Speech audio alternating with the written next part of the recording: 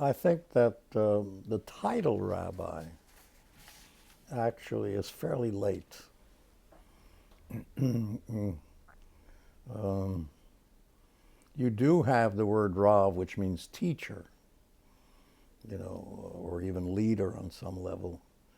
Um, but the rabbi as a title, which means an individual who has been ordained and has also the authority to ordain others, I think is really late. In that respect, I think when Jesus is referred to as rabbi, there's a good deal of controversy as to whether in fact he was a rabbi. Now, that he was a teacher is without question. But that the rabbi, as I've just defined it, someone who has had ordination, namely, has been given the authority to teach and to not go even further than that, but to, on some level, legislate.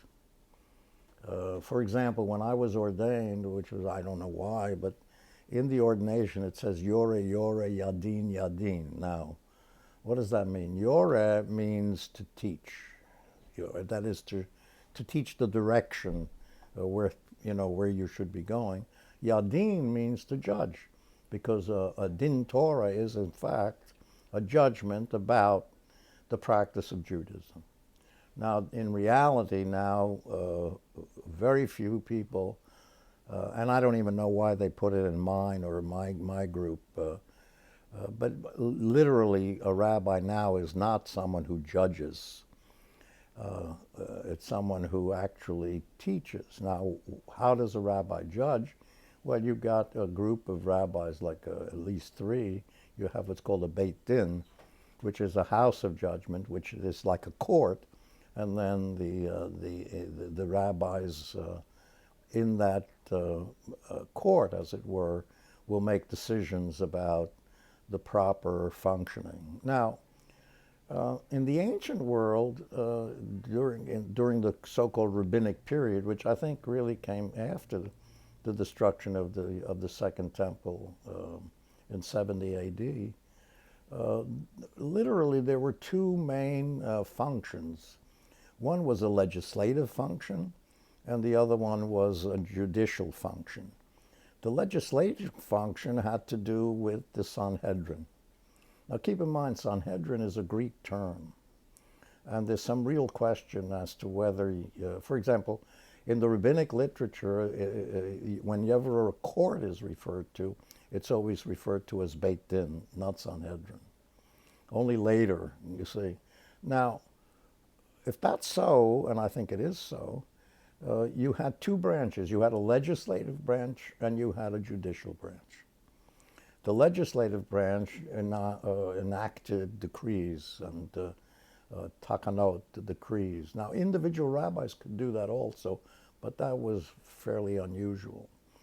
And then there were those who judged. The problem, of course, is with the destruction of the temple, with the actual dislodgement of the Jews and so forth, you then have for many years basically strictly a non-legislative function anymore. It was strictly a judicial function, but the judicial function was limited because you can only judge on the basis of a law that was given, okay? Now, so what is actually a rabbi? In the modern sense of the word, a rabbi is someone who is a teacher. He has no real authority apart from what he or she can bring to a particular topic given that particular person's preparation. So that because a person is a rabbi in no sense means that that person is even competent to deal with a number of particular topics. And since Judaism is so vast and so complex, I would say that it is almost impossible for a particular rabbi to say that I'm competent when it comes to Judaism. I may be competent in a particular area, which is an area that I've studied, I've specialized, I've taught, and I practice, that sort of thing. But I don't think that the average rabbi can actually claim to be much more than a person who can study something and give you the result of his studying. Now, in that sense, a rabbi really, what exactly can he do that another Jew can't do? Well, hardly anything. An average Jew can run a service. An average Jew can do everything. The only thing maybe that a non-rabbi can't do is ordain. But, for example, an average Jew can do all of the functions of a rabbi, can officiate services, can officiate funerals, can even officiate weddings. You know, in other words, there's no priestly function for a rabbi. And I think sometimes it's very hard for non-Jews to understand that when they think they're inviting a rabbi, they think they're inviting the equivalent of a priest. It just isn't true. There's no priestly function. You know, and I think that one of the reasons for this is because the essence of, like for example, we're going to talk about a synagogue, but when you walk into a synagogue and you look ahead, what you see is an ark with the Torah, namely the 5 books of Moses, which is basically a teaching. And the whole essence of Judaism surrounds it. All of the festivals, for example, are festivals that have to do with learning.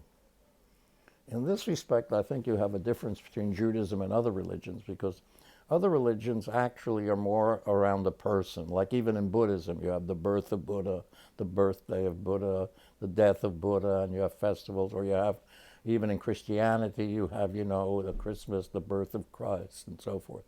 And finally, the death of Christ, and so forth. Judaism is primarily not, it's not incarnational, it's basically educational. It's how do you learn something so that through that learning you become the kind of person that ultimately you can live a life of the virtues, actually, of what Judaism teaches. So a rabbi is first and foremost a teacher. Now, for centuries, in fact, a rabbi didn't do much preaching. In fact, usually in the Middle Ages, rabbis used to give a sermon twice a year. They didn't even preach. You know, now because, and here I think it's very important to keep in mind that the rabbi then takes on the characteristic of whatever is the community of which they become a part. So that, for example, I think one of the reasons that I was invited to go down to Dallas at the Temple Emmanuel in Dallas, which is a congregation of 2,300 families, it's not a small congregation, is because I had a reputation of being a pretty good preacher.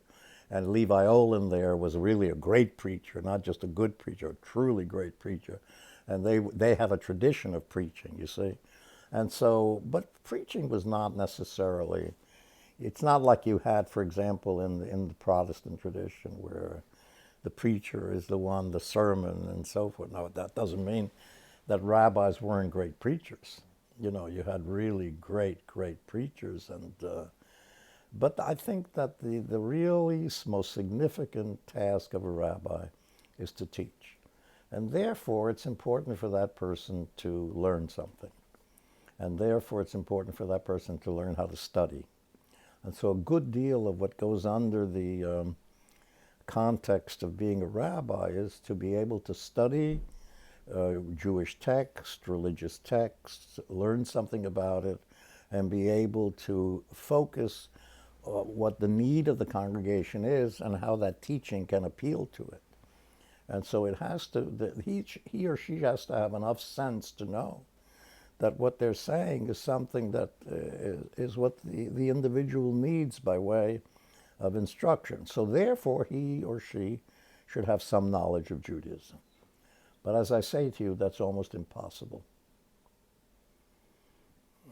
What I do say, and I'll conclude with this, what I do say to when I used to teach in rabbinical school, I taught there from 1960 to 1965, and then again in 67 and 68.